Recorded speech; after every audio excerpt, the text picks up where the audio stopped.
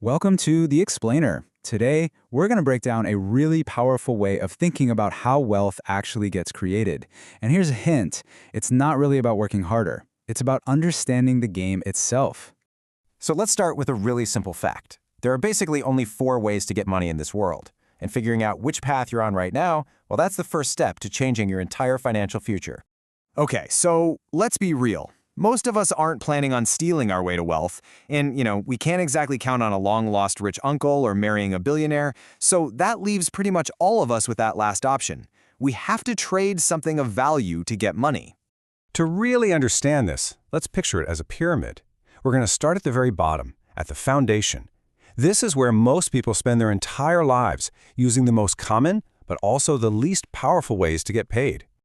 All right, let's dive right into the base of the pyramid. Level 1, I work, then you pay. Sound familiar? It should, because this is your standard job.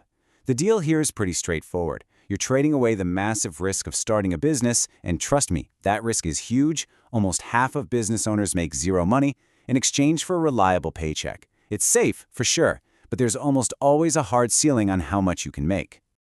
Moving up just one step on the pyramid brings us to level 2. You pay as we go. So, at this level, you're starting to take on a little more risk, hoping for a little more reward. This is the world of freelancers, contractors, and vendors. You might get paid half up front, which is nice, but the catch is, you're way more disposable. You can be let go a lot faster than a regular employee. You're trading security for a bit more cash flow control. And this right here just spells it out perfectly. The average employee sticks around for almost 4 years. A contractor, they're lucky if they last a year. That means as a contractor, you're dealing with about 5 times the turnover every single year. The risk is definitely real. All right, we've covered the foundation. Now let's get to the really interesting part. This is where we start talking about real leverage, where the rules of the game begin to bend in your favor, big time. At level 3, the entire dynamic just flips on its head. Now we're at, you pay, then I work. See that shift in power? You can only pull this off when you have some serious leverage, like a top-tier expert or a business owner. Think about a great surgeon or a high-powered lawyer asking for a retainer. They don't do the work and then hope to get paid. They make sure the money is there before they take on any risk. Okay, on to level 4. And I gotta admit, this one is my favorite because it represents such a massive leap in how you think about money. The core idea here is when X happens, you pay me. This is where you can start building some serious wealth, because your pay is finally completely disconnected from the hours you punch in. It's all about your ability to deliver a specific result. Your skill and your effectiveness are what get rewarded, not just your time. The upside here can be absolutely massive.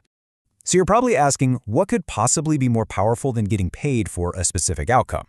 Well, my friends, welcome to the God tiers. These next 2 levels, they operate on a whole different level of wealth creation. Level 5 is where you stop trading your skills or services and you start trading risk itself. The model here is when nothing happens, you get paid. Now, that might sound totally backward, right? But that is the entire business of insurance. You pay them a premium to take on your financial risk.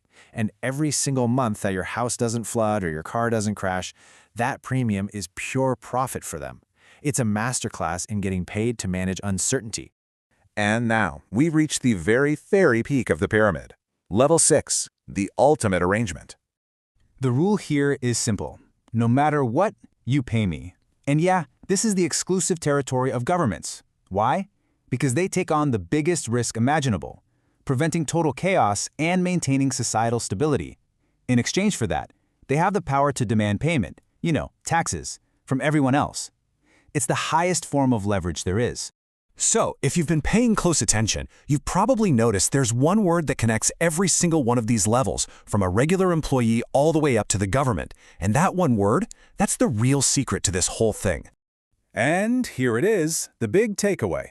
You get paid in direct proportion to the amount of perceived risk that you are willing to take off of someone else's shoulders.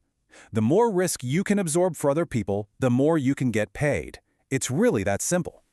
So the wealthiest people in the world, they get there by becoming experts at finding what investors call mispriced bets.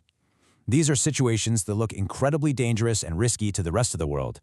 But And this is the absolute key. For them, because of their unique knowledge or their specific skills, the actual risk is much, much lower.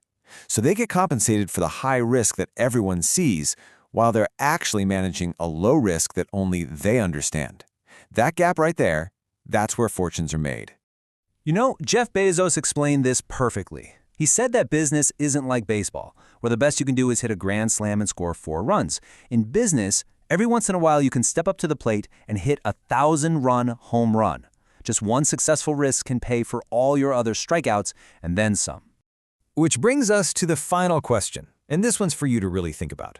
What's a risk that seems terrifying to everyone else, but that you, because of your unique skills and experience, know how to control? The path up this pyramid isn't about being reckless. It's about finding that one area where you have an unfair advantage. And answering that question, well, that could be your key